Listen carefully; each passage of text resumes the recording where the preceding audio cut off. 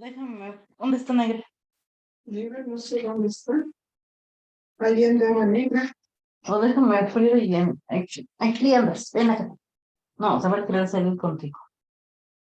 Se va a ir con tus hijos. Ahí te voy a llevar. No, que se queden, pero negra, mira, se quieren ir contigo. Sí. Yo quiero que se queden. Goga, ¿qué estará? Goga. Yo quiero que se queden, pero se quieren.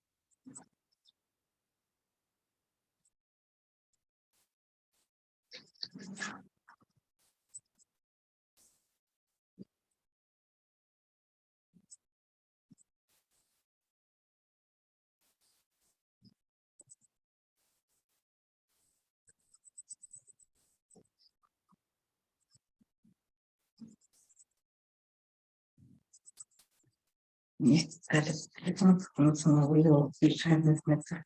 Sí.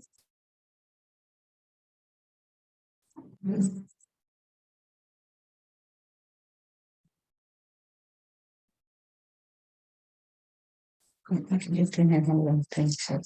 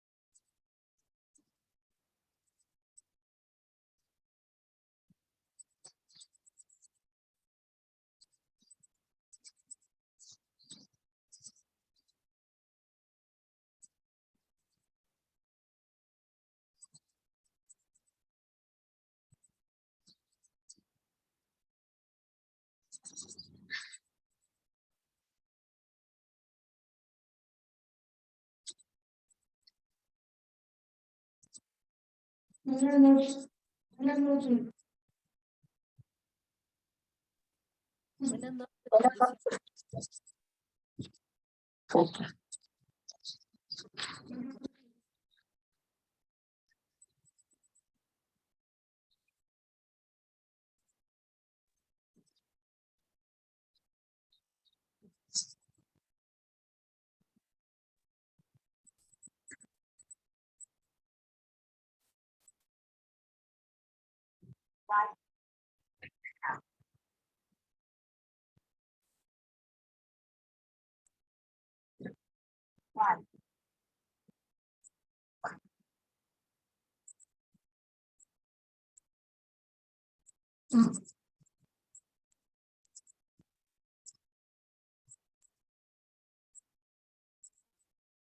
Claro.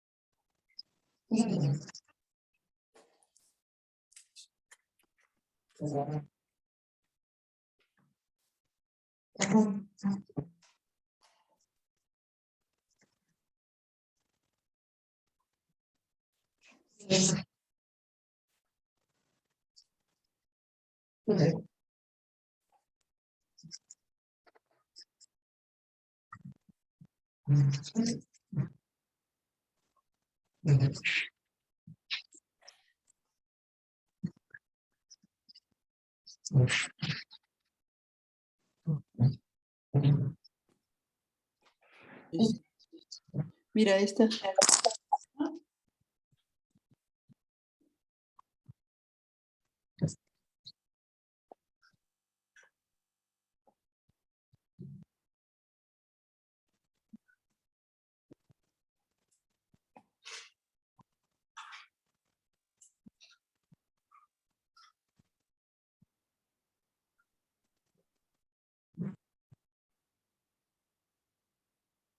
Pues les doy la bienvenida a todos, buenas noches. El día de hoy nos toca nuestro estudio de Lucas, como todos los miércoles a las 8 de la noche. El día de hoy tenemos como invitado al pastor Alberto Flores. No sé si ya andes por aquí. Y aquí estamos, hermana, listos. Pues gracias, hermano, por estar esta noche con nosotros. Le dejo el tiempo a su disposición. Muchas gracias, gracias por todos, gracias por esta oportunidad. Mis hermanos, pues que nuestro Padre Celestial les bendiga, les fortalezca y le damos gracias una vez más a nuestro Padre Celestial que nos da la oportunidad de poder nuevamente estar con ustedes, estudiar juntos y creo que disfrutamos la Escritura, creo que nos deleitamos en la Escritura porque sabemos que en ella está todo el consejo, toda esa capacidad para poder discernir y dirigir nuestra vida de forma correcta dentro de su voluntad. Bendiciones a todos, bendiciones a mi hermana Alejandra, a mi hermano Alejandro, todos mis hermanos pastores, maestros que conforman el instituto. Bendiciones a todos, todo el alumnado. Vamos a elevar una oración, mis hermanos, y le damos gracias. Cierra tus ojos y oramos. Padre, te damos gracias en esta hermosa noche. Gracias por la vida, las fuerzas que tú nos das. Gracias porque nos das una nueva oportunidad de poder estudiar juntos tu palabra a través de este medio. Que todo lo que se lleve a cabo sea para tu honra, para tu gloria, para tu exaltación. Mira, Padre, nosotros sin ti nada somos. Te necesitamos tu guía, necesitamos todo ese entendimiento, comprender tu palabra, vivir tu palabra. Ayúdanos, mi Padre Celestial, y que tu nombre sea exaltado. Que todo sea para edificación. Estamos en tus manos y a ti es la alabanza. A ti te pertenece, Padre. En el nombre de tu Hijo amado, nuestro Salvador. Amén. Amén. Bueno, mis hermanos, que nuestro Padre Celestial les bendiga una vez más. Hoy nos toca estudiar Lucas capítulo 22. Así que vamos ahí en la escritura, Lucas 22, versículo 1. Y tenemos ahí un título, ¿verdad? El complot para darle muerte al Hijo del Hombre. Vamos en el versículo 1, dice, estaba cerca la fiesta de los panes sin levadura, que se llamaba la Pascua. Vamos a comprender esto y si alguien está anotando, bueno, anota, la fiesta de los panes sin levadura implica el comienzo de la conmemoración de la Pascua. Tradicionalmente así se conoce. El verdadero nombre como tal es el Pesaj, dentro del concepto hebreo, el Pesaj. Y vamos a estar en lo personal mencionando esta palabrita, el Pesaj. Esta fiesta o esta conmemoración no fue instituida por los judíos, sino divinamente por el Todopoderoso, para que conmemoren su libertad de la tierra de Egipto. Israel es libre de la esclavitud de Egipto y ese día, ¿verdad? En el Pesaj se conmemora, por eso se le conoce como una conmemoración, celebra su libertad. Y eso lo puedes observar en el Éxodo capítulo 12, del 1 al 27.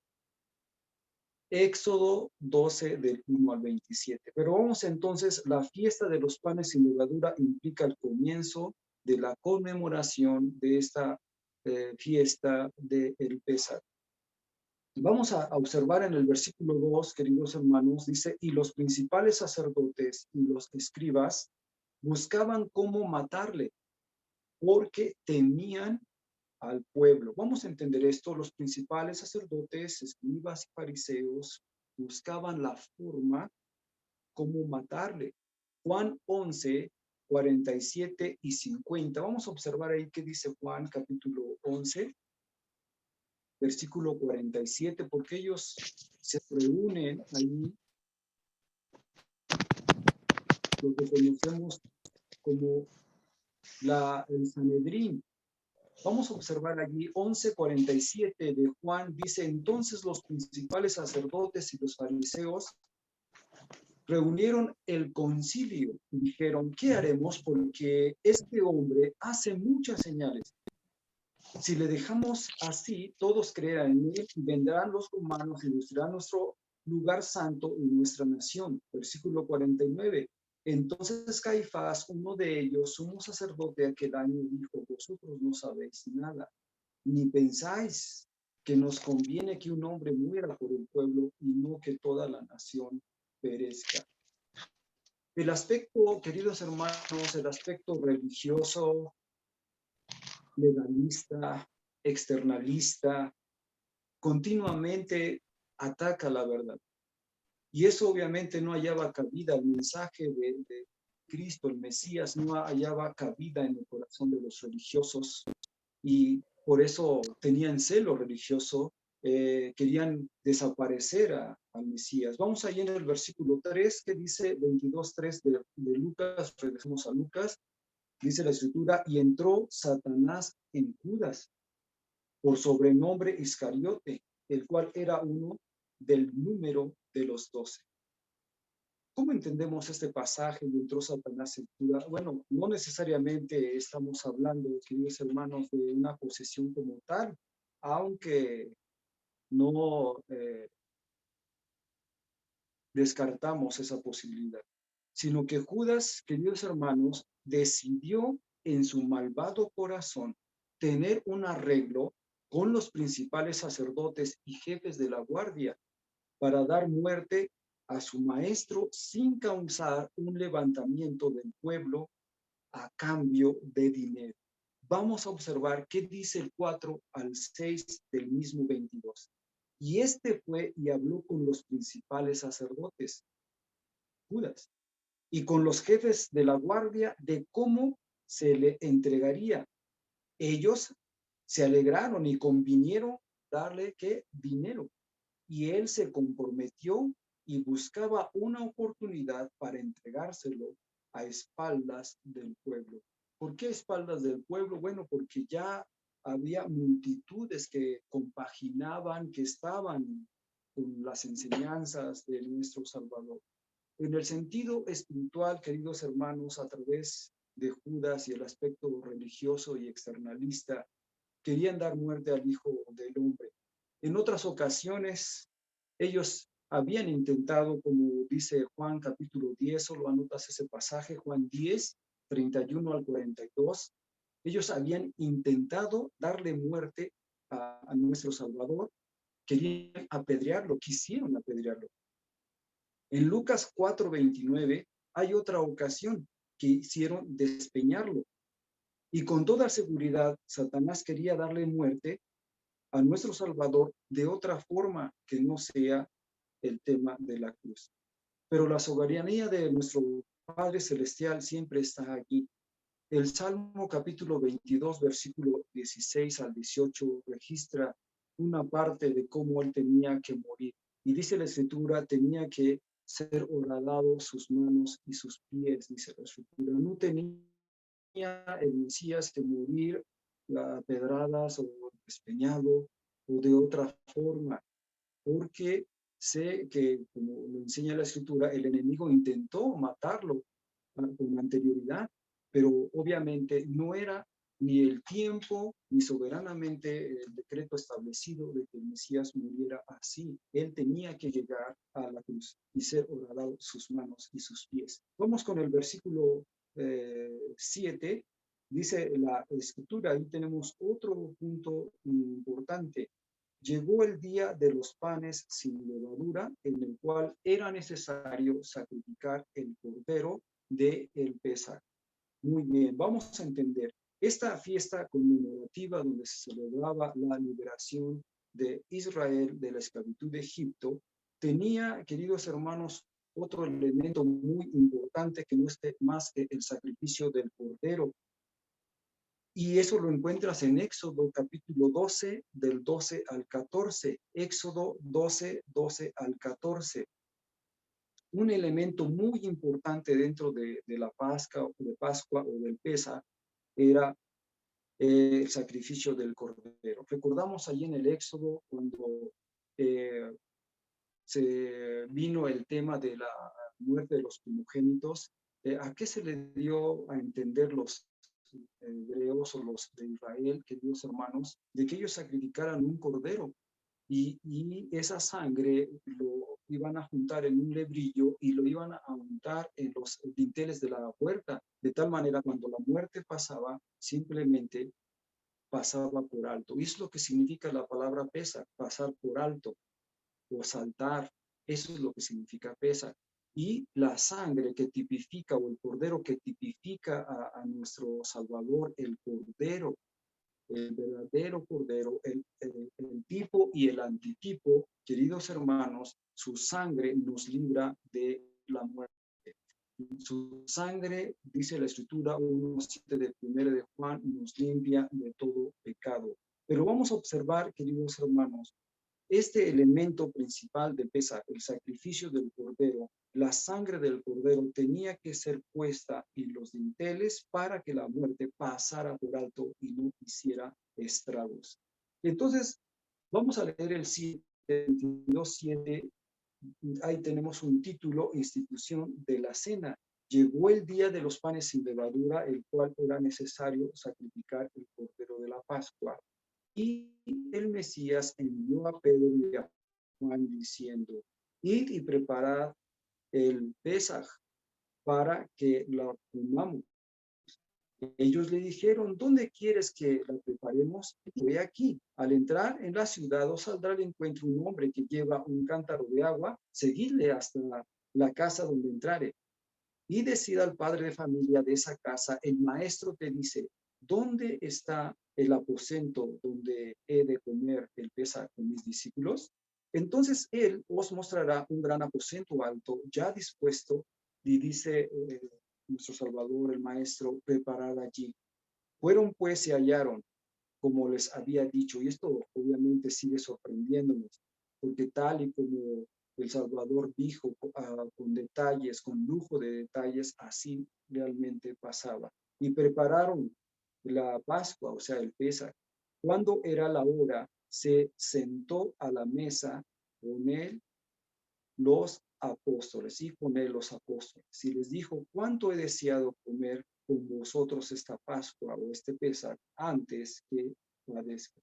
Vamos a entender estos versículos, queridos hermanos. Versículo 14 dice, cuando llegó la hora. Esto es también de gran importancia porque de acuerdo al decreto soberano, todo tiene una hora, un día, un mes, un año, precisamente en el cual ya está decretado. Versículo 15 dice nuestro Salvador, ¿cuánto he deseado? Esta palabra, queridos hermanos, en el griego, comunica un anhelo ardiente, apasionado. ¿Cuánto he deseado? El Mesías anhelaba esa comunión con sus discípulos antes de su muerte. Por eso se le llama última cena, o más bien esa celebración del Pesaj, tradicionalmente conocido como la Pascua. Versículo 16. ¿Por qué os digo que no la comeré más? Subraya allí en tu Biblia la palabra hasta, que se cumpla en el reino de Dios. Vamos a entender este punto importante. La palabra hasta aquí implica un periodo de tiempo indefinido en el sentido de el momento de la muerte de nuestro Salvador hasta es el periodo de tiempo su segunda venida y el establecimiento del reino milenial. Esta palabra, el reino de Dios, el reino de mi Padre, implica aquí, en este contexto, el reino milenial, porque en el reino milenial llegará, queridos hermanos, a celebrarse todo lo que ahorita estamos conociendo como el Pesaj. Sé que esto se estudia muy por aparte, pero vamos a entender versículo 16 y 17. Porque os digo que no la comeré más. Por eso, vuelvo a repetir, se le llama última cena. Tradicionalmente se le conoce así. Hasta que se cumpla en el reino de Dios, hasta que vuelva a comer con vosotros en el reino. ¿Qué reino? Reino milenial. Versículo 17. Y habiendo tomado la copa, dio gracias y dijo, tomad esto y repartidlo entre vosotros, porque os digo que no beberé más del fruto de la vid hasta que el reino, otra vez la palabra hasta, que el reino de Dios venga, hasta que el reino de mi Padre venga o se establezca. Ve cómo la Escritura, nuestro mismo Salvador nos enseña que esa última cena o última celebración o que conmemoración iba a celebrarse ya una vez establecido el reino. Vamos en el versículo 19 y 20. Nuestro Salvador instituye un sagrado memorial. Ahí si vas anotando, anota ahí, nuestro Salvador instituye un sagrado memorial. para sus discípulos, con dos elementos primordiales. Uno de ellos es el pan y el otro es el vino. Donde el pan, queridos hermanos, simboliza su cuerpo y el vino simboliza su sangre. Aquí obviamente no hay transustanciación como lo promueve la religión popular, transustanciación, o como lo que dijo Lutero, consustanciación. No hay transustanciación ni consustanciación, simplemente debe de entenderse de forma simbólica, porque el pan sigue siendo pan en el comienzo y al final, y el vino sigue siendo vino, solo que simboliza, como dice nuestro Salvador, este pan es mi cuerpo que por vosotros es partido, y este vino es la sangre del nuevo pacto. Y eso es lo que vamos a observar, esta palabra muy significativa. Vamos a observar y darle lectura al 19 y el 20. Y tomó el pan y dio gracias, y lo partió, y les dio diciendo, esto es mi cuerpo, que por vosotros es dado. Haced esto en memoria de mí. Esto es conmemoración. Versículo 20. De igual manera, después que hubo cenado, tomó la copa diciendo, esta copa es el nuevo pacto. Subraya esa frase, el nuevo pacto en mi sangre, que por vosotros se derrama. Aquí hay una palabra muy significativa, el establecimiento de un nuevo pacto, que en hecho, cuando su sangre, esto es hecho cuando su sangre es derramada. Allí es donde se establece el nuevo pacto, queridos hermanos. Quiero que vayas conmigo en en Hebreos 8:6. Hebreos 8:6. Trataré de subir un poquito el volumen aquí. Hebreos 8:6 dice la escritura, pero ahora tanto mejor ministerio es el suyo. ¿Cuánto es mediador de un mejor pacto establecido sobre mejores promesas? Este nuevo pacto, queridos hermanos, es establecido con mejores promesas, y le puedes dar lectura ahí con más calma hasta el versículo 13. Obviamente este versículo tiene relación con lo que dice Jeremías capítulo 31 en adelante. Entonces estamos observando aquí cómo nuestro Salvador está diciendo, esta copa no es más que el establecimiento de un nuevo pacto. Leemos el 21 y 22. Mas he aquí, nota lo que dice nuestro Salvador, mas he aquí la mano del que me entrega está conmigo en la mesa. Ahí estaba Judas. A la verdad, el Hijo del Hombre va según lo que está determinado, pero hay de aquel hombre por quien es entregado. Mateo dice, mejor, bueno, relata Mateo, donde el Mesías dice, mejor no hubiera nacido. Ay de aquel que entrega el Hijo del Hombre. Pero quiero que subrayes también esta palabrita. A la verdad, el Hijo del Hombre va según lo que está determinado. Esta palabra está determinado nos habla obviamente del decreto soberano e inmutable de nuestro Padre Celestial.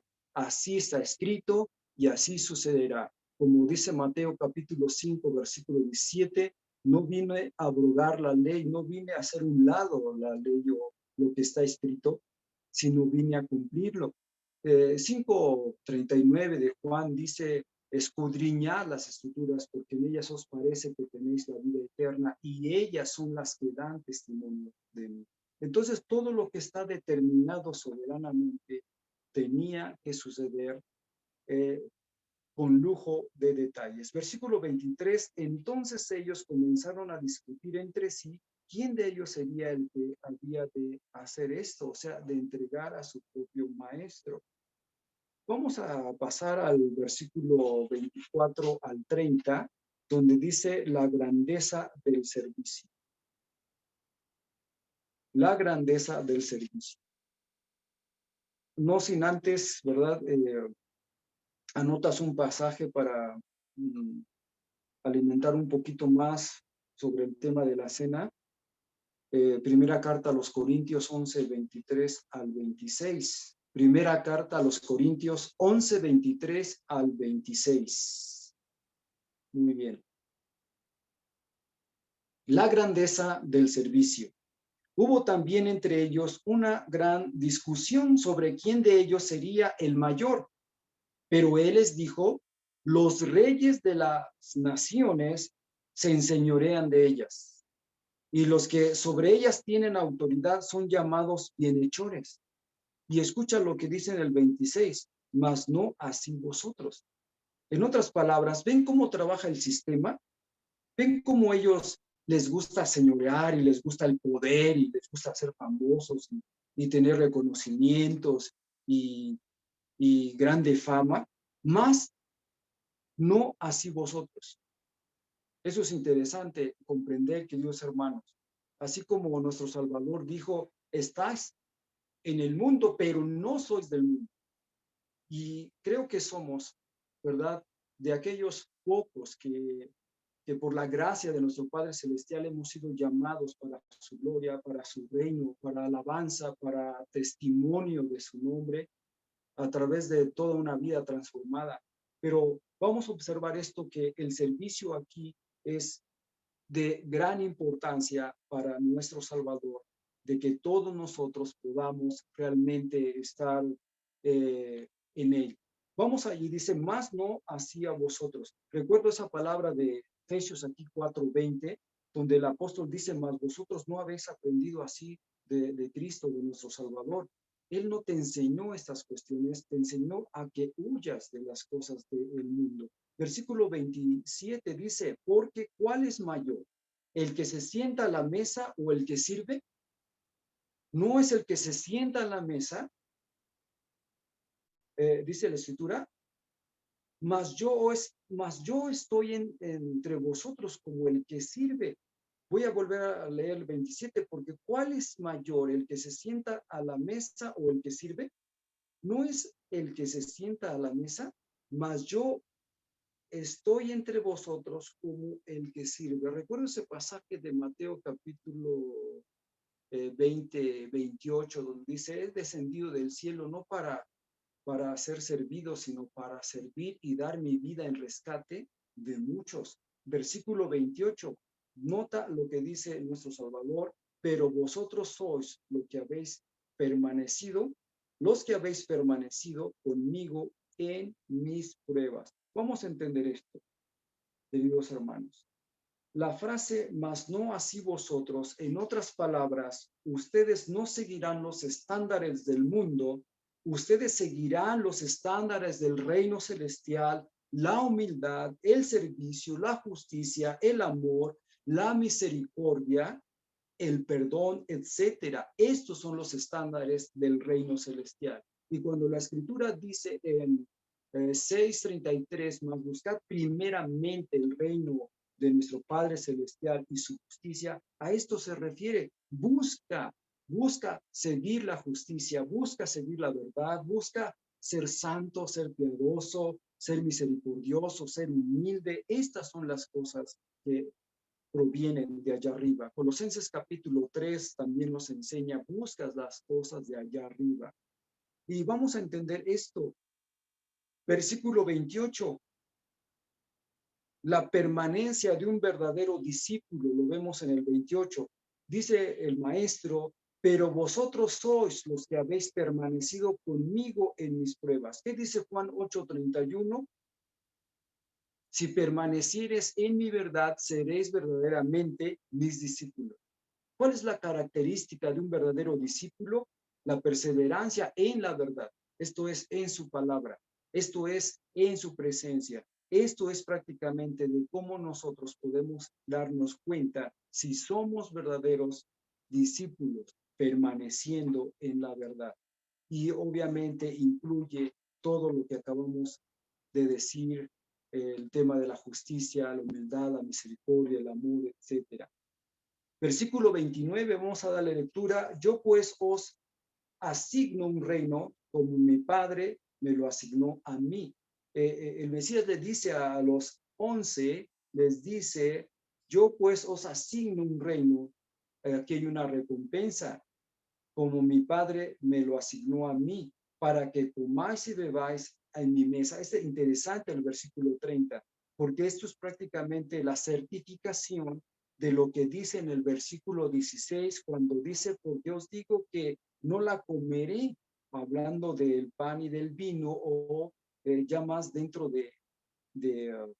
del tema es del Pesaj, hasta que se cumple en el reino. Y quiero que veamos el 29. Aquí hay una promesa escatológica para los discípulos que han permanecido en su verdad, que han pasado por aflicciones o por pruebas. Aquí hay una promesa escatológica, es el reino, en el reino milenial. Nota lo que dice ahora el versículo 30, para que comáis y bebáis. Este es el punto. Hoy, como en este momento, el Mesías estaba, digamos, celebrando con ellos el pan y el vino, y dijo, no volveré a comerlo hasta el reino. Aquí en el versículo 30, vuelvo a repetir esto, para que comáis y bebáis a mi mesa en mi reino, y os sentéis en tronos juzgando a las 12 tribus de Israel. Esto es lo que está establecido escatológicamente y está para suceder dentro del reino milenial. Por eso cuando hablamos acerca del 16 y en estos versículos vimos que la palabra reino se refiere al reino milenial. Vamos entonces, queridos hermanos, a continuar. Esta palabra comáis y bebáis en mi mesa implica la misma celebración del pan y del vino, o más bien conocido como el Pesaj.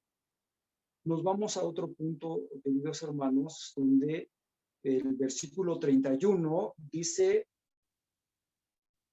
que el Hijo del Hombre anuncia la negación de Pedro.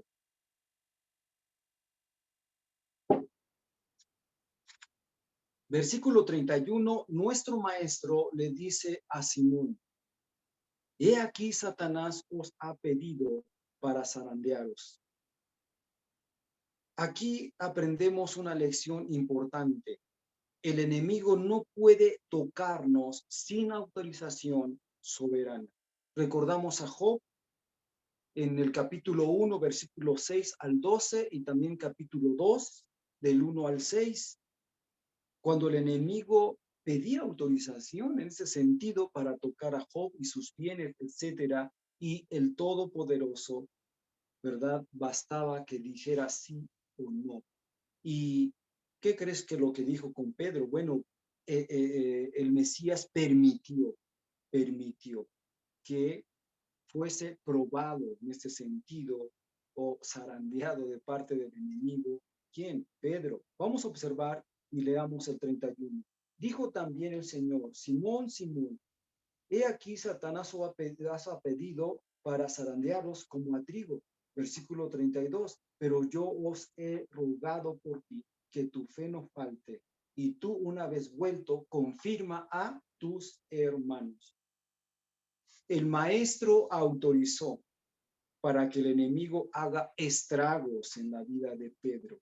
Pero esto es prácticamente, queridos hermanos, como una prueba de parte de nuestro Padre Celestial, a haberlo permitido, y a la vez para que él fuese ejercitado y comprendiera que si verdaderamente él es leal a su palabra, o como más adelante vamos a observar, que él respondió confiando en sí mismo.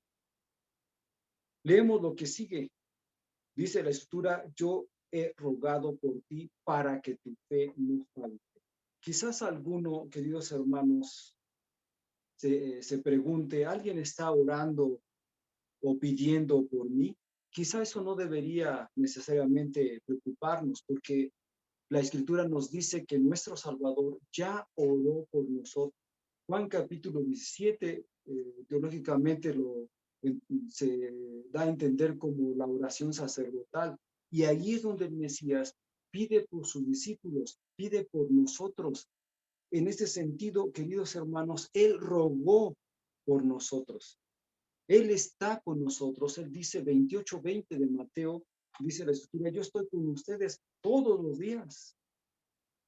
Regresamos al pasaje. El Mesías dice a Pedro, una vez más vuelto, confirma a tus hermanos. ¿Qué significa esto? En otras palabras, cuando seas restaurado, alienta a tus hermanos. Cuando seas restaurado. En otras palabras, nuestro Salvador le dice a Pedro, tú vas a tropezar, vas a negarme, como lo dice más adelante, pero he rogado por ti, para que tu fe no falte y seas en ese sentido restablecido, restaurado, y una vez que estés restaurado, confirma a tus hermanos. Versículo 33, y él le dijo, Señor, dispuesto estoy a ir contigo, no solo a la cárcel, sino también a la muerte. Ve lo que dice Pedro. Pedro deja ver un problema muy grave en él, la autoconfianza en sí mismo. En el versículo 34, el maestro firmemente le contesta antes de que amanezca, me habrás negado 3 veces de que me conoces. Ahora, lo hemos dicho, queridos hermanos, que los romanos dividían la noche en 4 vigilias. Una de ellas era la noche, otro era la medianoche, el otro tiempo era el canto del gallo y el otro era la mañana. Estas divisiones lo vemos en Marcos 13:35. Quiero que vayas ahí conmigo en Marcos 13:35, donde dice la escritura, nuestro Salvador dice, velad, porque no sabéis cuándo vendrá el Señor de la casa. Si al anochecer, ve aquí está una primera división, la segunda a la medianoche, y la tercera división o tercera vigilia, el canto del gallo, y la cuarta vigilia es o la mañana. Entonces, cuando nuestro Salvador, aquí en Lucas capítulo 22, versículo 34, cuando le dice, Pedro, te digo que el gallo no cantará hoy antes que tú niegues 3 veces que me conoces. Obviamente aquí no se estaba refiriendo a un gallo literal que cantara, sino a la tercera vigilia, queridos hermanos, de la división romana. Y antes que llegara esa tercera vigilia, ya aparece entonces Pedro, ya negó a su maestro en 3 ocasiones. Vamos a observar más adelante que esto lo menciona la escritura.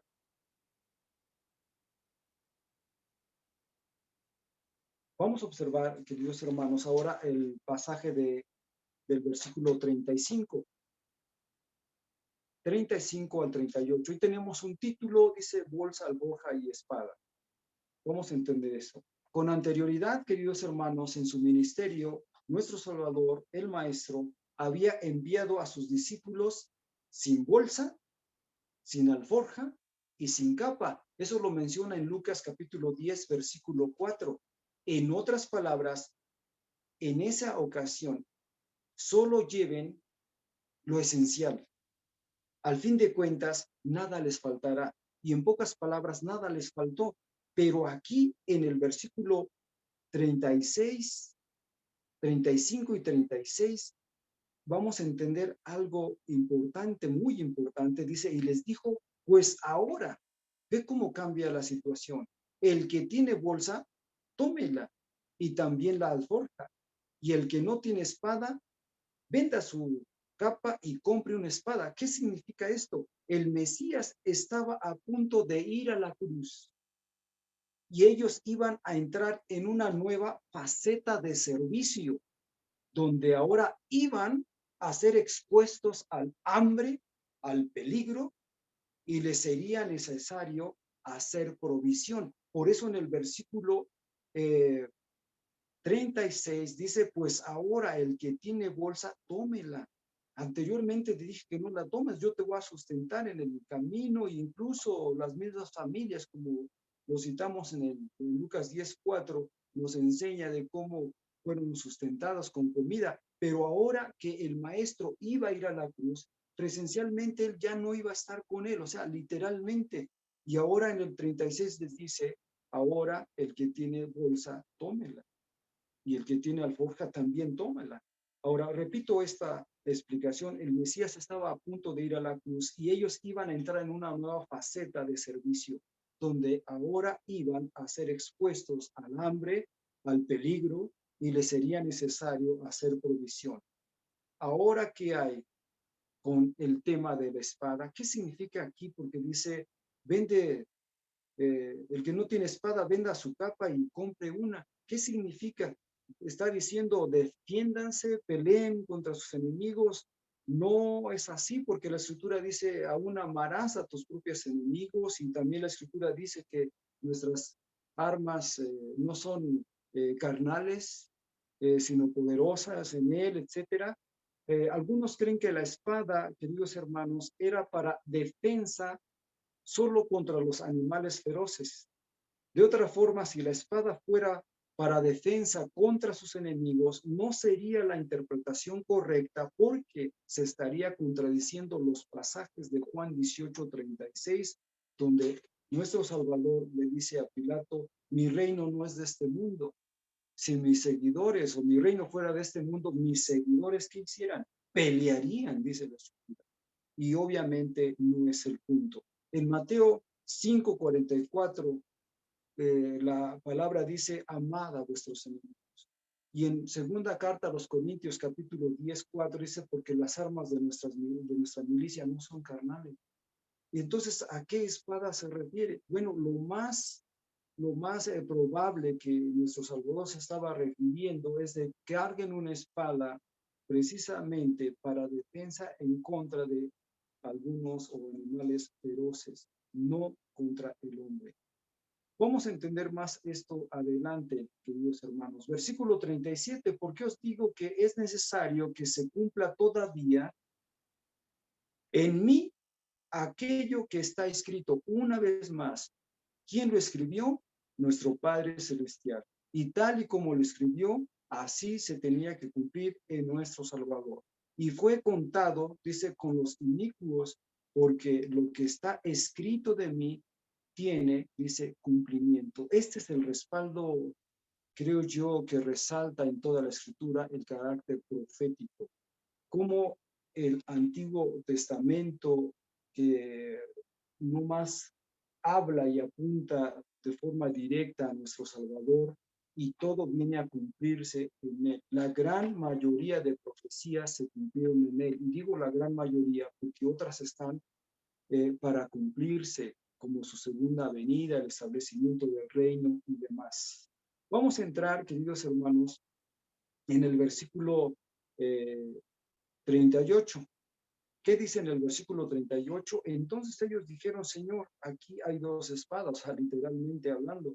Y él les dijo, basta. En otras palabras, los discípulos no entendieron en absoluto a su maestro con respecto al tema de la espada. Vamos a aprender cosas muy importantes aquí. Tenemos un título, Oración en el Getsemaní. La agonía en Getsemaní. Anótele así como título, la agonía en Getsemaní. Del versículo 39 hasta el 46. Aquí vamos a entrar en un tema de gran importancia. Dice en el versículo 39, y saliendo se fue como solía al monte de los olivos, y sus discípulos también le siguieron. Cuando llegó a aquel lugar, les dijo, orad que no entréis en tentación. Y él se apartó de ellos a distancia como un tiro de piedra, y puesto de rodillas oró. Versículo 42, diciendo, Padre, si quieres, pasa de mí esta copa, pero no se haga mi voluntad, sino la tuya. Y se le apareció un ángel del cielo para fortalecerlo. Vamos a comprender este punto. La agonía en el Getsemaní. En el huerto del Getsemaní, el huerto del Getsemaní estaba situado a la ladera occidental del Monte de los Olivos. Ahí es donde comúnmente nuestro Salvador oraba. Versículo 40 dice, oren para que no entren en tentación. De acuerdo al contexto, seguramente nuestro Salvador se estaba refiriendo a que no actúen de forma indebida a lo que estaba por suceder, en este caso su arresto. Versículo 41 y 42. Vemos la oración de nuestro Salvador. Padre, su oración va al Padre. Si quieres, él antepone la voluntad del Padre antes que la de él. Obviamente, eso debemos nosotros entender en el tema de la oración. Comúnmente la oración la pedimos como a favor nuestra, nuestra y nuestra. Y creo que tenemos que resaltar su voluntad. Señor, ante todo, que se haga tu voluntad, si así tú lo quieres. ¿Y qué dijo el maestro en su oración? Padre, si quieres, pasa de mí esta copa. ¿A qué copa se refiere el maestro aquí? Algunos piensan que esa copa se refiere a todo el sufrimiento y la agonía en el Calvario, la crucifixión, pero realmente no es así. Hay unos que piensan que él incluso estaba haciendo alusión de que iba a ser separado de su padre, pero tampoco es el contexto. Si nosotros analizamos bien el contexto, quiero que veas un estado agónico del Mesías, un estado de aflicción y de sufrimiento tal que se utiliza la palabra agonía. Y esa palabra agonía no es más cuando ya la persona está a punto, escucha esto, de morir. Y eso es lo que estaba pasando con el Mesías. Era un estado agónico. Mateo, queridos hermanos, registra que, queridos hermanos, el Mesías registra, o Mateo registra, que en 3 ocasiones nuestro Salvador oró lo mismo. Padre, si quieres, pasa de mí esta copa, pero que no se haga mi voluntad, sino la tuya. Un estado de agonía. Era su sudor como grandes gotas de sangre. La hematohidrosis es una afección en la cual los vasos sanguíneos capilares que alimentan las glándulas sudoríparas se rompen, provocando que exuden sangre, y ocurre en condiciones de extremo estrés físico y emoción extrema. Algo le estaba pasando a nuestro Salvador en ese momento. Pero él dijo, si quieres, pasa de mí esta copa, pero no se haga lo que yo quiero, sino lo que tú quieres. ¿A qué se refiere pasa de mí esta copa? Vamos a entender primero el estado agónico. ¿Sabes qué es lo que miramos aquí? El Mesías estaba en un estado difícil, interesante, hermanos, de aflicción, de sufrimiento, de espíritu, tanto que él dice, mi alma está muy triste hasta la muerte. Y quiero que leas aquí lo que dice el 44. Y estando en agonía, oraba intensamente, y era su sudor como grandes gotas de sangre que caía hasta la tierra. El versículo 43 dice, en su estado humano, un ángel, en su estado humano de nuestro Salvador, le apareció un ángel del cielo para fortalecerle. En verdad, el Mesías estaba pasando por un momento muy difícil. Quiero explicar esto. Pasa de mí esta copa. Esto es a lo que se refiere. El Mesías sentía morir. Eso es un estado agónico. Mi alma está muy triste hasta la muerte. Y escucha lo que sigue, como parafraseando, Padre, no quiero morir aquí. Yo tengo que morir en el Calvario, en la cruz. Él se sentía morir ahí. Y cuando dijo, pasa de mí esta copa, estaba no más que refiriéndose a ese estado de agonía, de aflicción. Mi alma está muy triste hasta la muerte. Siento morir, pero no quiero morir aquí, porque yo tengo que morir en el Calvario. Yo tengo que morir en la cruz.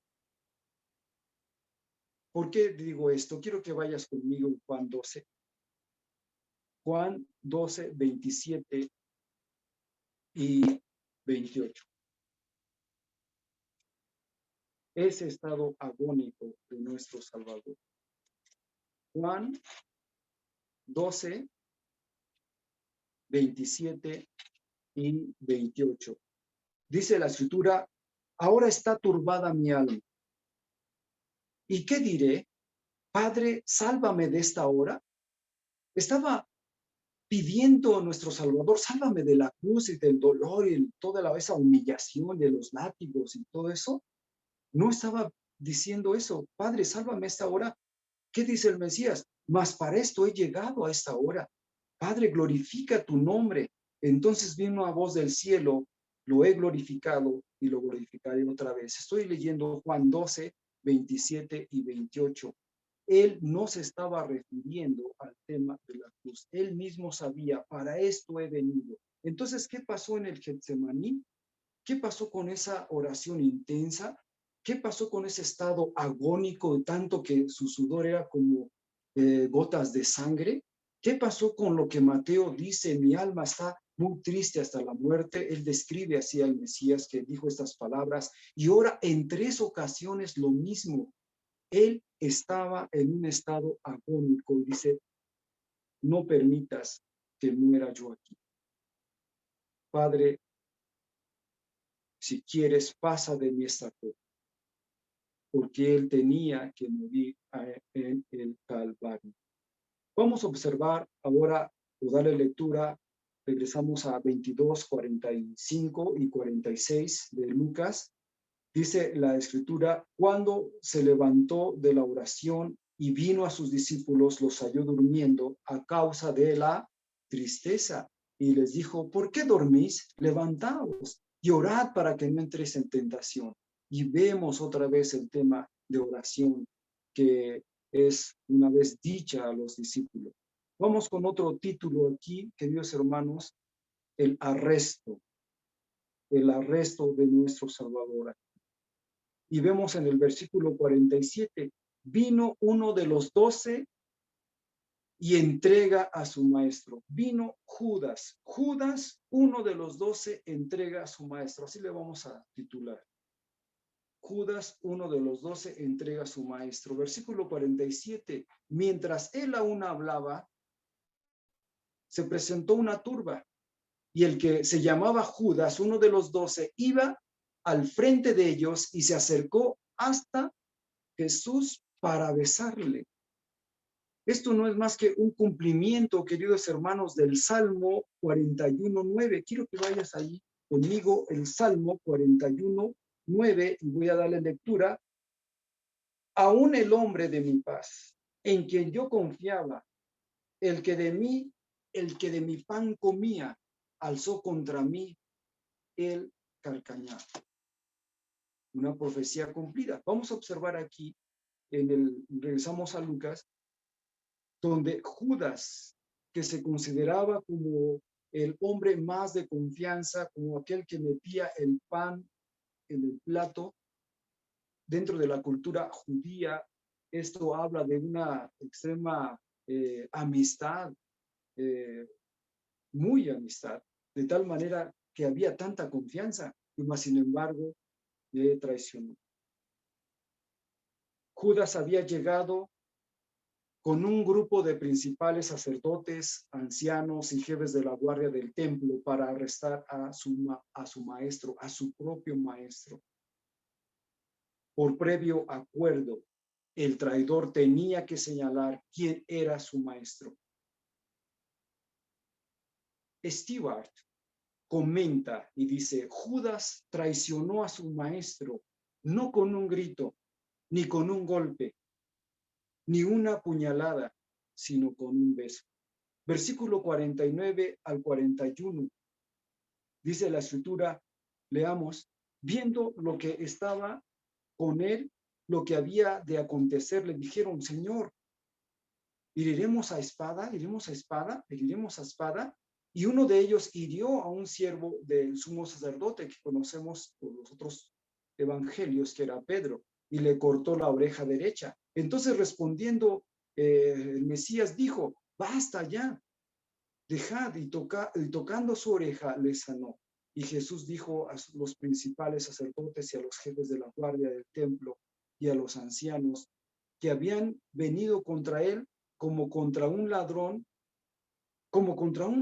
habéis salido con espadas y palos. Vamos a entender esto del 49 al 51. El maestro reprendió a Pedro por emplear medios carnales para una lucha espiritual. Qué tremendo cuando nosotros como creyentes queremos arreglar las cosas de una forma muy humana y no escritural. Vuelvo a repetir ese pasaje de segunda carta a los Corintios 10, las armas de nuestra milicia no son carnales.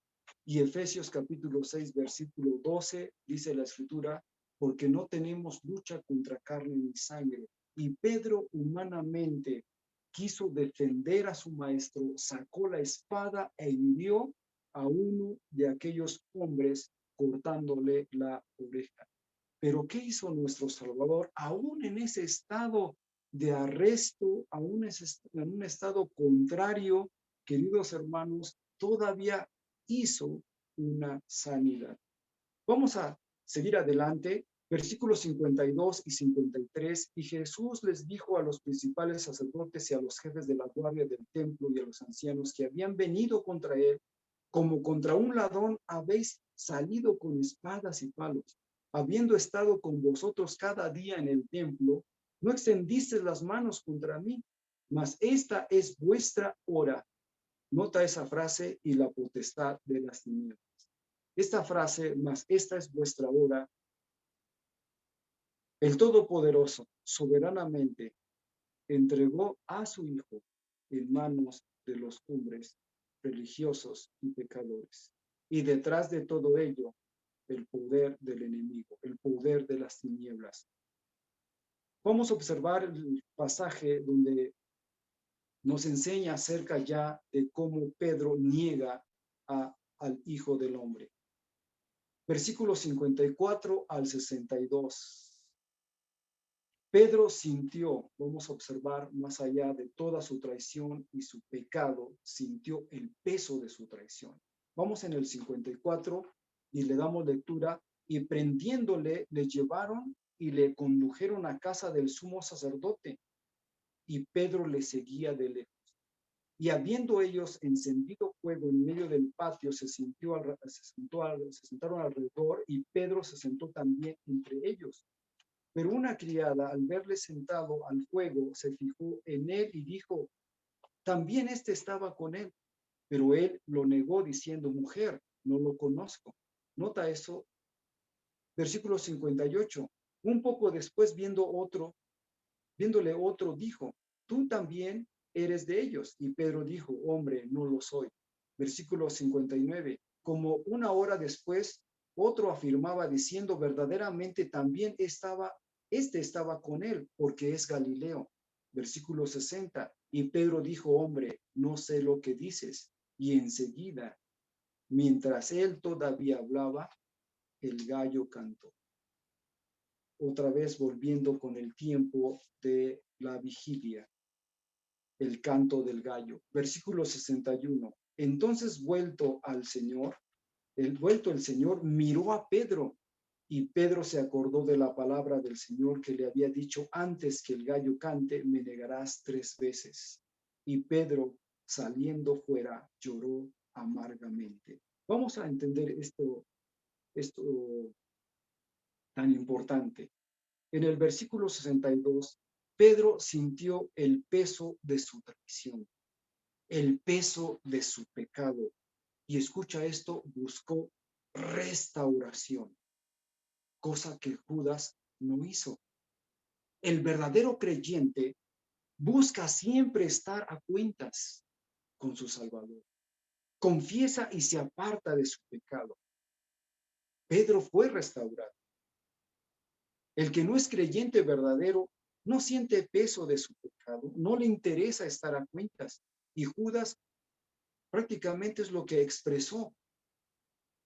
hubo en él un remordimiento, pero no sintió, queridos hermanos, tal ofensa, de tal manera que no buscó ser restituido o más bien restaurado de su traición. Ahora, lo que hizo Pedro no fue algo ligero, fue algo grave también. Y como lo hemos dicho, él simplemente hizo ver una confianza en sí mismo. El Hijo del Hombre es escarnecido y azotado en el versículo 63 y 64. Y ya con calma vas a ir leyendo todo esto de cómo él ya es tomado en manos de los hombres y también el poder de las tinieblas influenciando ahí. Pero todo esto así estaba escrito. Así tenía que ser. El Mesías salió de ese estado agónico, de aflicción, de gran tristeza profunda en el Getsemaní. Ese estado pasó allí, queridos hermanos, y él siguió, fue entregado en manos de los hombres religiosos y pecadores. Vamos a ir culminando con el versículo 66 hasta el 71. El Hijo del Hombre ante el Sanedrín, ante el concilio. Así podríamos tener como título. Versículo 66, se reunieron los ancianos del pueblo, los principales sacerdotes y los escribas, como ya lo vimos en Juan capítulo 11, para definir qué hacer con este hombre, que obviamente operó allí en ellos un celo religioso tremendo, porque después de la resurrección de Lázaro, muchas multitudes, dice la Escritura, le seguían a nuestro Salvador, incluso muchos que estaban dentro de, digamos de así, de las enseñanzas de los rabinos, dejaron, digamos, por un lado, ese momento de enseñanza y siguieron al maestro, y ellos obviamente aumentó su celo religioso. Vamos a darle lectura al 66. Dice: cuando era de día, se juntaron los ancianos del pueblo, los principales sacerdotes y los escribas, y le trajeron al concilio diciendo: ¿eres tú el Cristo? Dínoslo. Y les dijo: si os lo dijere, no creéis. Vamos a entender esto. Los escribas y maestros y ancianos no estaban listos para recibir una respuesta así. No estaban listos como para que ellos estuvieran frente al Mesías. No estaban listos. Vamos a observar también y complementar lo que dice Mateo capítulo 26, 57 y 58. Dice el versículo 68, y también si os preguntare, no me responderéis ni me soltaréis, pero desde ahora el Hijo del Hombre se sentará a la diestra del poder de Dios. Nota lo que la gran enseñanza que hay en este versículo 69, cuando nuestro Salvador regresa a la diestra del Padre, es cuando Él ya efectuó toda la obra de redención.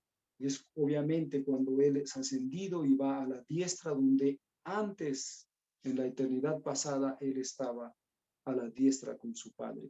Y dice en el versículo 70, dijeron todos: luego eres tú el Hijo de Dios. Y Él dijo: vosotros decís que lo soy. Entonces ellos dijeron: ¿qué más testimonio necesitamos?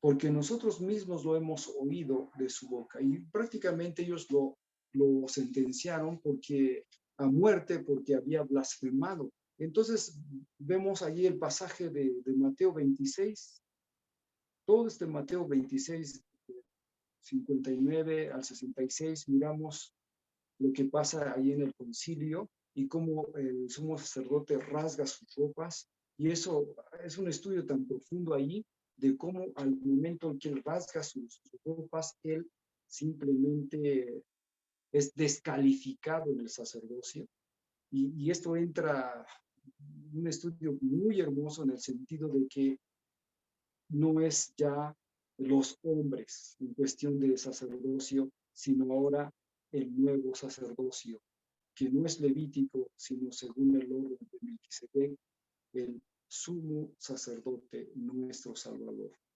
Hasta ahí le vamos a dejar, queridos hermanos, aunque sí quisiera decir, ¿verdad?, que esta palabra sentado a la diestra es cuando él termina la obra de redención, y cuando él dice, y verás al Hijo viniendo de las nubes, y las